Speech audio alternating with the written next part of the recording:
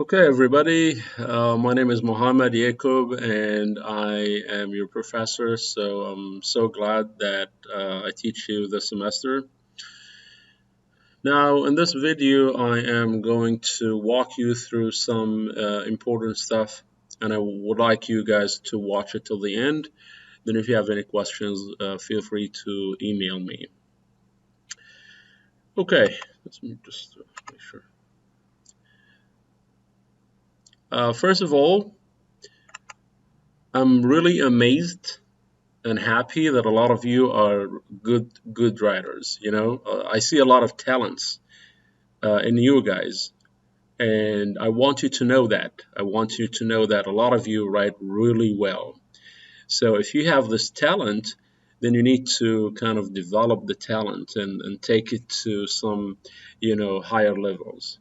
And I would like to congratulate you guys on that. Second, I know that some of you have issues and problems with the Canvas, what we call the online shell. And this is a new thing. Like, this is the first semester we try this online shell. So if you have any issue with it, any problem with it, you just email me, and please just bear with me, give me some time until I try to figure out the problem, try to fix it. And don't worry about the deadline. I mean, if there is an issue, it's not your problem, it's not your fault. And I'm more than willing to extend the deadline if any of you has any problem. I just would like you to know that this is the first semester, as I said, even for me to use this this online shell. So I know that there are some issues with it, and we're trying. We're doing our best to fix it and to make your experience a good one. Okay. Third, although there are some issues, yet the online shell is in a pretty good shape, and I would like you guys to navigate through it. Let me take you to the online shell right here. Canvas login. I know this is the professor's view. Your view is a little different from this. So you click on your class and then navigate through that. Just try to learn what is there. You see the modules. You click on the modules and try to read what is there in the modules. Try to read the and walk yourself through and navigate the students' sources. Look at the modules. Try to read them. Try to familiarize yourself with whatever there. And then you have the syllabus. And of course, everyone is expected to read the syllabus in the beginning of the semester. If you haven't done that so far, please go ahead and read the syllabus and read it very well. You have everything you need. So I would like you guys to please, if you haven't done that already, to go ahead and try to navigate, and try to learn and get familiarized with the Canvas and the sources there. Some students will email me with stuff, and I say, well, this is the answer, but if you go, to the syllabus or to the Canvas, you find it. It saves your time, instead of emailing me and just waiting. I don't mind if anyone emails me, of course. It's like part of my job to respond to you guys, but I mean, it saves your time to just, get familiarized with the Canvas. And I also know that a lot of you, have some kind of WhatsApp groups or maybe Facebook groups, and it's really helpful. If you haven't joined such groups, ask around, see, if there is a group for your section, for your class, and try to join. These groups are kind of a study groups. You guys can ask each other questions. You get to know things from your classmates' perspective, because my perspective is your instructor's perspective. It may be a little bit different from the perspective of your classmates. So I find that to be really useful and helpful. If you haven't joined one yet, try to locate and try to know where the group is and try to join them. Okay, so now let's go more in depth here in our class, and talking about writing, this is a writing class, right? This is a composition class. Um, Maybe some of you would expect me to comment on their grammar or the structure of their writing, to comment on the spelling, to comment on the punctuation, the dots, the commas, and stuff like that. Yes, I do that, but that is not the big part of the class. This is a composition class, which means we focus on the content, on the genre, on the thesis statement, on the development of your writing. With the form, and what I mean by the form is like the grammar and the structure, we have a very, very good and useful source on campus, which is the Writing Center. This is the link here, and I will try to upload this document as well so that you can watch me and you can also read this document. If you click on this link, it takes you to the Writing Center webpage. At FIU, we call the Center for Excellence in Writing. Either you call it this way or that way. You can make an appointment, okay? You can just click on online scheduler, and then what you need to do is you just need to log in, okay, or register for an account. Even if you have an FIU account, you need to register for an account, and then after that, after you have created your account, you can schedule an appointment with them. If you say, well, I'm never on campus, all my classes are online. Well, they do have an online service. Okay, someone might ask, what do they do? What kind of service do I get from them? Well, let's say, for example, you have an assignment due in a week or in a few days. Okay, so you make an appointment with them, and then you show them the prompt, and then you show them your assignment, and you say, well, this is what I have done so far. Can you please help me with this? Do you think this is in a good shape or not? If you need help with the grammar, they can help you with that. If you need help with the structure, with punctuation, they are the people that are there for you. It's a free service, or in another way, you have already paid for that when you paid your tuition. So you just go there. People there. People are there only for you and to help you with your writing. Okay. Okay. Now let's get back here. And it's always good to go with questions, instead of saying, hey, this is my assignment, please have a look. It's always better to say, well, this is my assignment and these are my questions that I have. I don't have confidence in my writing. Can you please check my grammar? Can you please check my structure? Or can you please check the development of my ideas? Or can you please check my thesis statement? I need help on this or that. It's always better to go with questions. Okay, now let's move to the next point, which is the peer review. So for the peer review, I would like you guys to watch this video. This is the link here. When I upload this file, you can just click on it and you can just watch. In this video, we're going to talk about peer review in Canvas. The peer review in Canvas and get to know how to do that. Sometimes I know some students have issues with peer review because when you get assigned a classmate, maybe that classmate does not submit his or her paper on time. So what you need to do in this case is just email them, say, hey, I've been assigned to read your paper and give you feedback, and I see that you haven't yet submitted your assignment. Can you please send it to me, or can you please tell me when are you going to send that? When are you going to submit that? If you never get a response from them, well, in that case, if you know someone else in your classmate, you can always ask them, hey, can I review your paper? As I was talking about, like the groups and stuff like that. Even if they said, well, someone else is, reviewing my paper, it's fine.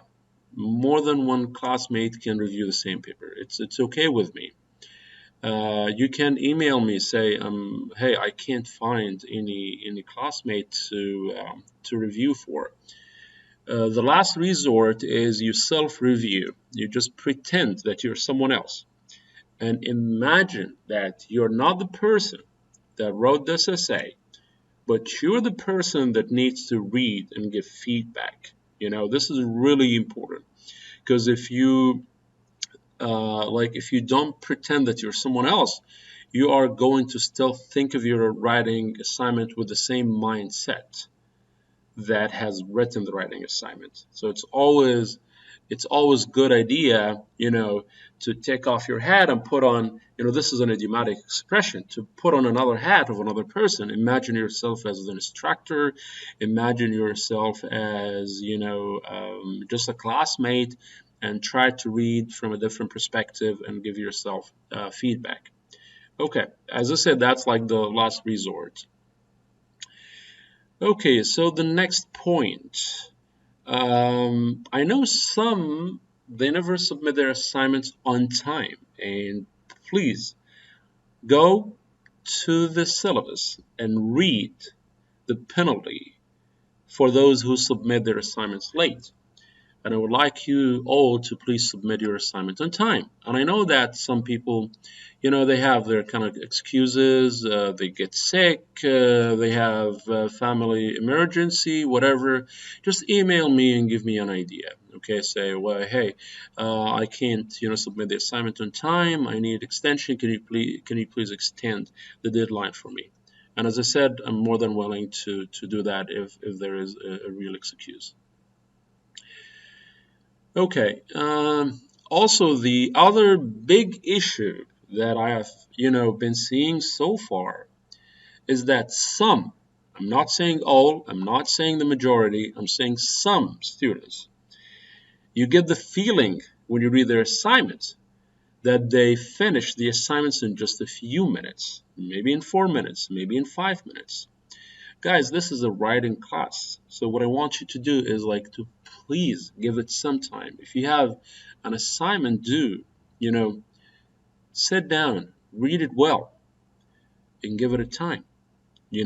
I know it may take an hour, it may take 2 hours, it may even, take more. So since this is a writing, assignment, you have to read it, you have to reread it, and then you have to think about what you're writing, and then writing very well. Okay. Now, the next point that I'm having here is that for the discussion, whenever there's a discussion due, you are required to post your discussion, and you're also required to comment on two classmates' posts. And what I've seen so far is that some students, they only post their response, but they never comment on another classmate's post. And you have to do that on two classmates' posts, not only one. The next issue that I'm also finding is that there isn't enough elaboration. There isn't enough in-depth writing, some students may even not meet the length requirement of the assignment. If the assignment requires you to write 200 words, they just write maybe 50 or 60. That is not enough. So please try to stick to what the assignment says. Try to be creative if you want to be, but you have to meet the depth and the length requirements of the assignments. Okay, the other issue that I find in a lot of your submissions is that it seems like many of you guys have not read the formatting requirements for the assignments. When it comes to the assignments, you're required to please use the Times New Roman as the font type and 12 points as the font size. And you're required to double space your assignment. It's something like this. So let me show you. This is an example. You start up here with your name, top left. You write your name, and then below that is my name, your professor's name, and then below that is the name of the course, and then below that, the last thing is the date. And then after that, you have to center the title. And then after that, you just write your assignment. As you see, again, this is Times New Roman. This is 12-point size. And this is double spaced. Let me take you an example. This is an email that I have sent 2 weeks ago. Now the font is not Times New Roman. If I need to stick to the requirements of the course, then you have to highlight that, go to the font, I need Times New Roman. See, it has changed. Go to the size, pick 12, it has changed. And then go to spacing and pick this, which is double space. Okay, so this is kind of what I want you guys to do. Again, we said you put your name here. Let's say, for example, your name is Joe Maz, and then your professor's name, Mohamed Yacoub, and then the course, let's say ENC1101, RVE or RVEA, and then after that you put the date here. Let's say, for example, 9/12/2019, and then you go in the middle and, for example, say the power of a story. Okay, and then after that you just have to end that like this, and here you go. It will look like that. Okay. Okay. If you need to use the header, you can double click here. You go to the right, go to home, then you go to the right, your last name. Okay. So you can say Buzz, for example. Put that the same Times New Roman, and also 12. Okay. You can do that as here. If it is one page, if it is more than one page, then you need to put the page number here. Okay, next to your name. I hope you guys follow that in the next assignments. Now let's move to the next point, which has to do with the point that I have mentioned earlier, which is what is writing? Like, what is the definition of writing? Well, a lot of you give interesting definitions, but none has mentioned that writing is actually empowerment. You get empowered by writing. You can obtain a higher status in the society by writing. You can publish and be an important person in your community through writing. So writing is not a product that I need you guys all to know that. Writing is not a product. It is a process. What I mean by process is that if you submit your assignment and you get feedback from your classmates, you get feedback from your teacher. If you want to publish that and you still get feedback, and then even after it gets published and audience starts to read it, then they give you feedback. That is normal. Writing is a process. Writing can never be a final product. Like, hey, this is a final product. No. When you write, you have to think of writing as a process. You always get feedback on it. Okay, now, that's 19 minutes. I should wrap up soon. Now, the next problem that I find in a lot of your submissions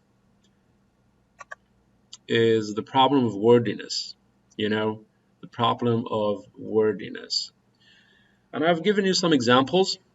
Look at this sentence. Susie believed but could not confirm that Billy had feelings of affection for her. It looks, a perfect sentence. There is nothing wrong with this sentence. Grammar is okay, punctuation is okay. So what is the problem? The problem is that this sentence is wordy. if I need to make that precise, if I need to improve it, look, Susie assumed that Billy adored her. This is shorter, this is more focused, this is more academic style. Another sentence. Our website has made available many of the things you can use for making a decision on the best dentist. What is the problem with this sentence? It looks good. However, it is not precise. It still can be improved. It can be more academic. Look at the improved one. Our website presents criteria for determining the best dentist. Here I use the word criteria. I use the verb determining, okay? So this one is shorter, is more precise, more concise, more academic, and better. Another sentence, working as a student under someone who develops photos was an experience that really helped me learn a lot. Okay, we still can develop that. Working as a photo technician apprentice was an educational experience. See, we avoid me. And one of the issues that I also would like to grab your attention to is that a lot of you use a lot of personal pronouns like I or me or you. It's always better to avoid that as much as you can. Of course, it depends on the genre. Like if we're writing, like personal narrative, it's of course recommended that you use I a lot. But if you're writing in a different genre, like research genre or maybe informative genre or argumentative or persuasive genre, it's always better to avoid I or you. If you want to use you, you can just use the pronoun one, okay? Instead of saying if you go to the store, you can say if one's, goes to the store, and then you keep saying that. So avoid, personal pronouns as much as you can. Look at this one. This one is really long, okay? You will be surprised at how we can improve this one.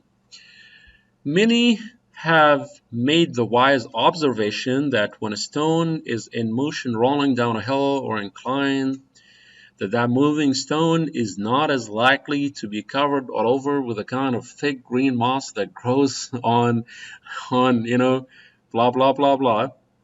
See, this is the improved one. A rolling stone gathers no moss. This concise, improved sentence has the meaning of this. So always when you write, look back at what you have written and see if you can improve it or not. Finally, let's talk about grading. Let's talk about your grade. If you think there is a problem with your grade, if you think that your grade does not reflect the effort you have put into the assignment, or if you feel that there is something wrong, please always email me.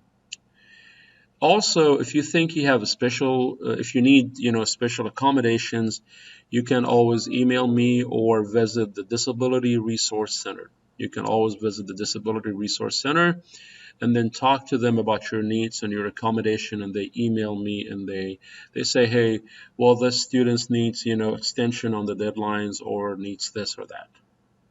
This is very confidential. If I receive such requests, and letters from the Disability Resource Center, I never share it with anyone. Always know that I'm here to support you. Thank you so much for watching me. If you have any questions, always feel free to email me. Thank you so much and have a good day. Bye-bye.